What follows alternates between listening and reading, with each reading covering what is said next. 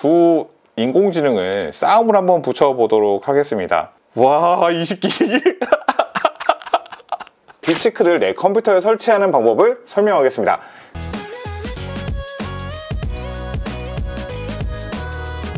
안녕하세요, 꼬마시말입니다.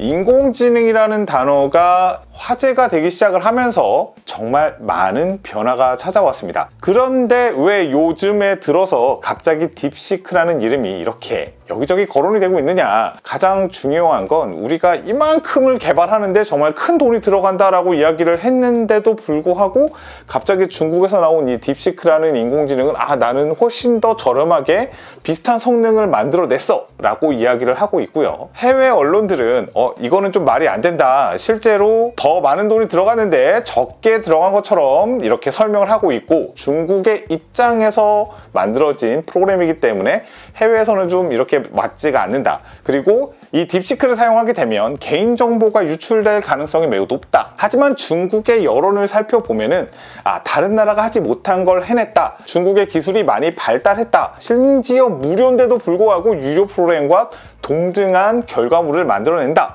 이런 평가들이 계속 나오고 있는 상황입니다. 그래서 제가 오늘은 가장 대표적인 인공지능 챗GPT 유료 버전, 그 다음에 딥시크 온라인에서 지금 사용하고 있는 버전을 그대로 사용을 해서 어떤 결과물이 나오는지를 한번 비교를 해보도록 하고요. 딥시크를 직접 컴퓨터에 설치를 해서 사용하는 방법까지도 설명을 해보겠습니다. 이 방법은 개인정보가 외부로 유출되지 않고 로컬에서 딥시크를 사용할 수 있는 방법이라 보시면 되겠습니다. 자, 그럼 한번 시작해 보겠습니다. 기본적인 인터페이스를 보면 조금 느낌이 오시겠지만 많이 비슷하다는 생각을 할 수밖에 없어요. 자, 그러면 이곳에서 온라인 서치라든지 아니면은 이 사용할 수 있는 엔진을 선택을 한다던가 이런 것들이 있는데, 기본적인 걸 한번 테스트를 해보겠습니다. 중국의 백과사전에서 한번 검색을 해보면 여기 윤동주 님이 나오죠. 여기 보시면 중국 조선족 애국 시인이라고 이렇게 나와 있는 걸 확인할 수가 있습니다. 출생한 지역으로 인해서 보는 해석이 다르다라는 부분인데, 자, 윤동주 시인은 어느 나라 사람이야? 라고 물어볼게요. 여기 이렇게 나오죠. 윤동주 시인은 대한민국 사람이야. 1917년 일제강점기 당시에 북간도, 거기서 태어나서 일본이 한국을 강점하고 있던 시기에 활동을 했다. 민족은 한국인이 맞다라고 되어 있습니다. 딥시크는 뭐라고 답변할까요? 자, 물어볼게요. 윤동주 시인은 한국 사람입니다 라고 표현하고 있고요. 한국의 대표적인 시인 중 한 명으로 꼽힙니다 라고 설명을 하고 있습니다. 그렇다면 중국어로 물어보면 답이 어떻게 나올지 한번 보도록 하겠습니다.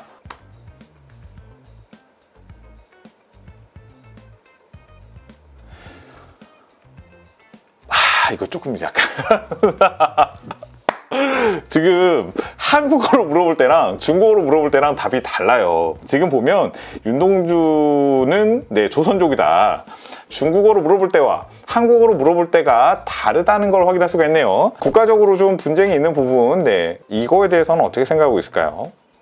한국의 동쪽 바다는 동해가 맞아. 결론적으로 동해는 한국의 전통적 명칭으로 역사적 정당성을 가지고 있으며 일본에는 현재 국제적으로 더 널리 사용되고 있는 명칭이라고 하네요. 자, 그럼 이 질문을 중국어로 바꾸면 어떻게 될까요? 여긴 답이 똑같아요. 위에랑 거의 동일하게 나오고 있습니다. 중국과 관계없는 문제에 대한 부분이 지금 이 결과만 놓고 봤을 때는 동일하게 나오는 걸 확인할 수가 있습니다. 그러면 중국에서는 좀 금지하고 있는 단어에 대해서는 어떻게 답변을 하는지도 한번 보도록 할게요. 자, 양쪽에 물어봤습니다.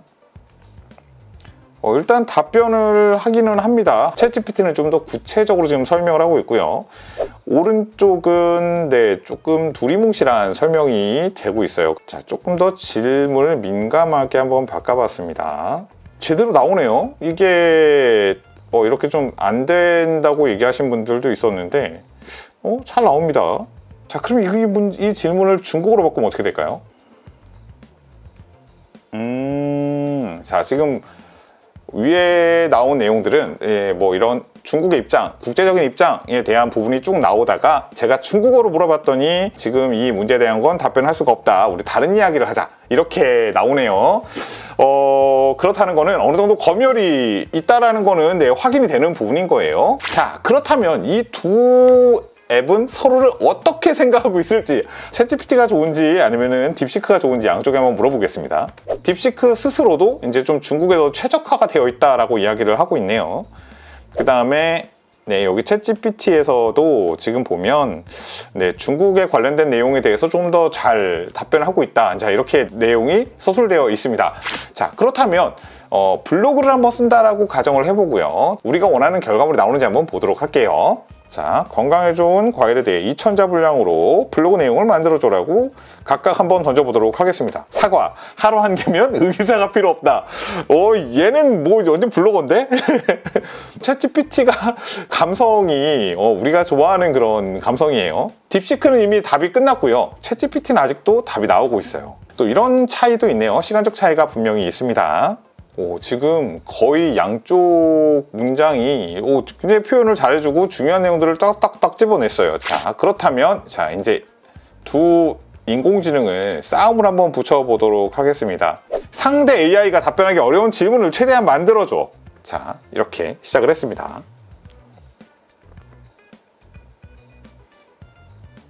와, 이 새끼 이제 바로 역사 공부랑 중국 정부 공격을 시작을 했습니다. 와, 딥시크 답변하고 반격 질문을 던져봐 라고 했네요. 자, 챗GPT 첫 질문을 해보세요. 이렇게 했어요. 자, 그대로 보냈습니다.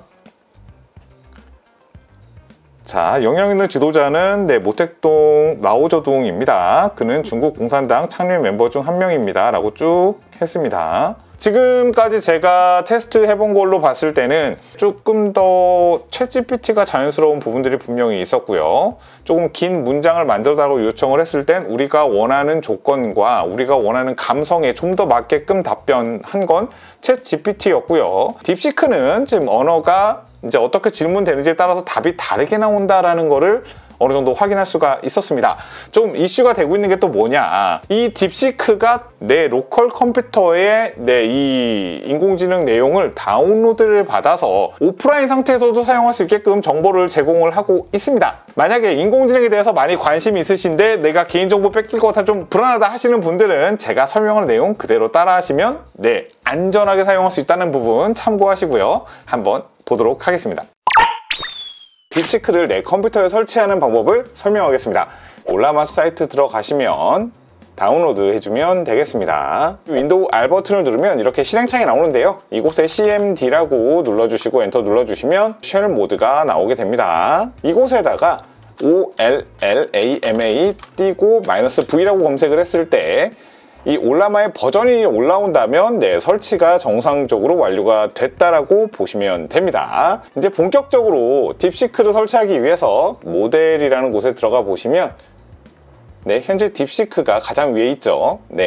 R1 버전이고요. 밑에 보시면 1.5B, 7B, 8B, 14B, 32B, 70B, 671B 이렇게 되어 있습니다. 물론 숫자가 크면 클수록 더 많은 연산을 할 수 있겠지만 시스템이 받쳐주지 않는데 높은 버전을 설치하시면 당연히 안 되겠죠. 1.5B 버전 한번 설치를 해보겠습니다. 이 명령어 1.5B 버전을 오른쪽 버튼 눌러서 복사를 하겠습니다. 아까 띄웠던 파워쉘에서 오른쪽 버튼 눌러서 이렇게 붙여진 걸 확인한 다음에 엔터 버튼을 눌러주시면 자동으로 설치가 시작이 됩니다.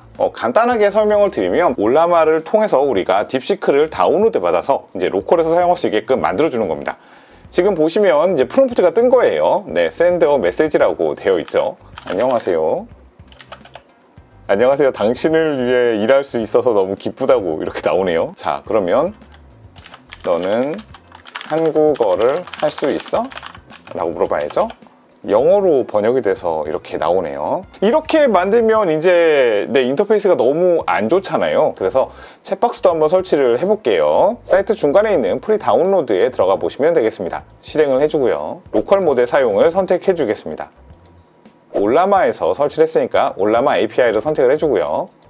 하단에 모델이라고 있는데요. 모델에 보면 딥시크 R1 1.5B라고 되어 있는 모델이 있습니다. 이거를 선택을 해주시고요. 저장을 해주시면 끝입니다. 안녕. 네, 역시 중국어로 얘기를 하고 있죠. 중국어로 끝까지 네, 고집을 하고 있어요. 자, 그럼 금지어였던 한번 질문을 해보겠습니다. 네, 1989년도에 있었던 사건에 대해서 설명을 해달라. 이제 이런 내용입니다. 이거에 대해서는 배운 적이 없대네요. 오, 자, 다르게 물어봤습니다. 1989년도에 있었던 사건에 대해서 너는 어떻게 생각하느냐? 라고 질문을 했는데요. 이거에 대한 설명의 답이 일부지만 나오긴 나왔어요. 자, 이 부분을 한번 번역을 해보겠습니다. 챗GPT를 사용해서 번역을 해볼게요. 답을 피했던 것과는 다르게 일부 답이 나오기는 했습니다. 확실히 언어적인 부분이라든지 뭐 이렇게 답변하는 부분에 대해서 우리가 만족할 만큼의 답이 나오지는 않는 것 같아요. 일단은 이렇게 진행을 하게 되면 서버로 전송되는 거를 막을 수가 있다는 겁니다. 그러면 실제로 이제 그렇게 막아지는 게 맞는지 제가 인터넷을 한번 끊어볼게요. 네, 사용 안 하면 해보겠습니다. 네, 인터넷이 지금은 끊어진 상태입니다. 자, 안 들어가지죠. 네, 연결되지 않았습니다 라고 나오고 있습니다. 이 상태에서 한번 질문을 해보겠습니다. 어려운 문제일까요? 원소교를 모두 알려줘. 이거에 대해서는 모른대요. 일단 온라인이 아니니까 답변할 수 있는 게 제한적인가 봐요. 그러면 건강에 좋은 음식은 뭐가 있을까? 자, 이 정도는 할 수 있겠죠. 네, 답을 하고 있습니다.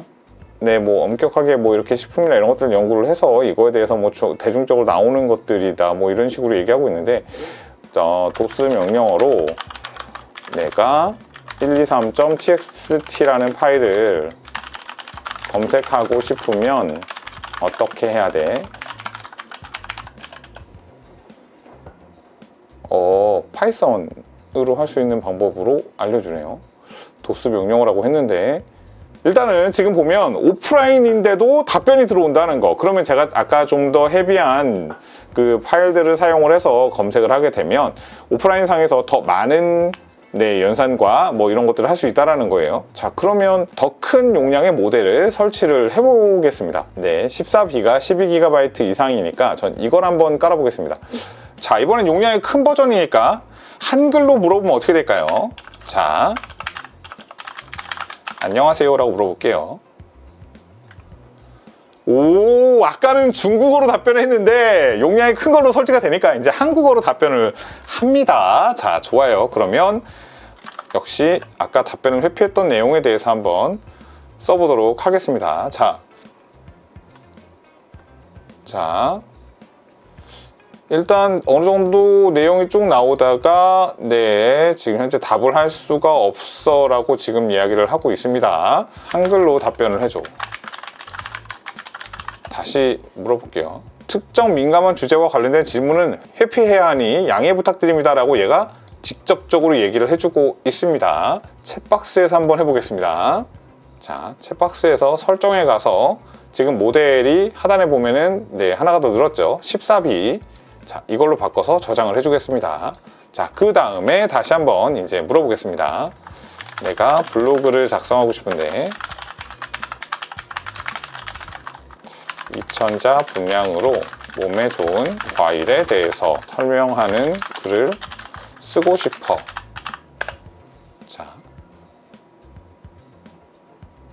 조금 언어의 오타가 조금씩 보이네요. 이게 한문과 약간 옛날 신문 보는 느낌이네요. 자, 이제 이런 식으로 나오는데 언어적인 부분은 조금 아쉬움이 있네요. 이렇게 다운로드 받아서 보는데 완벽하진 않아요. 이런 식으로 오프라인 상태임에도 불구하고 컴퓨터에 담아놓고 사용할 수 있는 형태라 볼 수가 있습니다. 지금은요 여러분, 인공지능을 내가 쓰느냐 안 쓰느냐의 시대는 이미 지나갔어요. 더 다양한 기능에 인공지능이 채용돼서 나오고 있고요. 개인정보들 굉장히 민감하죠. 많은 수집들이 이루어지고 있는 만큼 또 이렇게 사기라든지 스캠 같은 피해가 생길 수도 있습니다.